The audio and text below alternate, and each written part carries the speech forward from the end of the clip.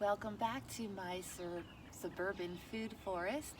Today I am showing you my blueberry bed. I have 7 blueberry plants here and several strawberry plants. Strawberries are good companion plants for blueberries and they're quite pretty. I just planted a bunch of Ozark Beauty strawberries here, and I have a bunch of strawberries coming up from last year as well. However, when we got the dog, our beautiful, lovely dog, which we love so much, about a year ago, he was running amok in this garden and he destroyed one of my blueberry plants and several of my strawberry plants, so I had to put this little fence up here. It's just on one side so he doesn't run through. It was like they're running back and forth, so he has to go around it now, and everything has been safe. So my blueberries are just starting to bud, and they're all different varieties, and I really don't even know what they are. But I do know that the one that I just purchased, I'll grab this, from Costco, right here, is a Patriot.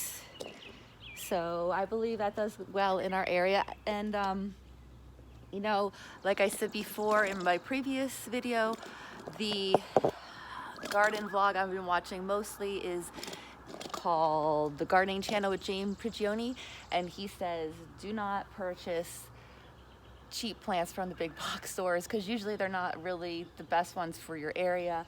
Go to the nursery, a reputable garden store, and purchase a big plant. And that's what I did last year. I planted this one. I actually forget where I purchased it from, but I saved the tag, and this is a Northland blueberry, and it seems to be the biggest, strongest, buddiest, best plant I have in here. So if I ever decide to plant another blueberry again, which I'm sure I will look for the Northland, or if I'm ever at a nursery and I see a Northland, I'll grab it. And I'm probably going to go to the nursery today to buy another blackberry plant. So I had 3 blackberry plants, that 2-pack that I purchased, and one from that's been growing next to our fence for years. I transplanted the 2, only one lived, one looks dead, and the one that was behind the fence is dead as well. So I need to go buy another blackberry plant because blackberries straight from the plant are so delicious.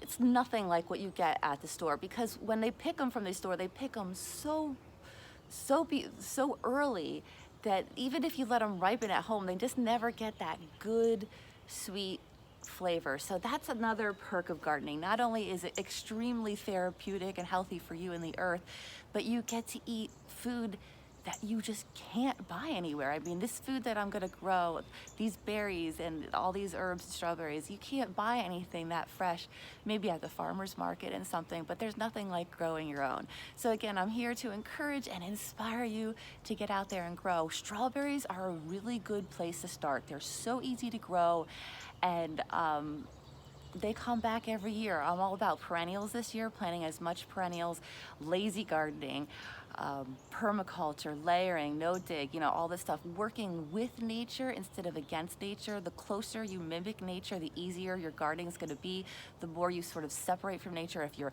you know, weeding and feeding and fertilizing with all of this artificial stuff, it's actually more work and it's not always the best yield. So go for nature, mimic nature, check out the 7-layer food forest, back to Eden type gardening, permaculture, no-till, all that good stuff. All that information is out there. All you have to do is go and find it.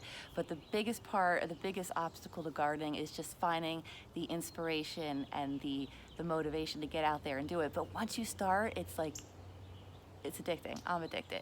So that's all I have to say about that today. Thank you for being with me. I hope you enjoyed it. I hope you got some information out of it maybe, or some inspiration. I love you guys. Thank you so much. I will see you next time.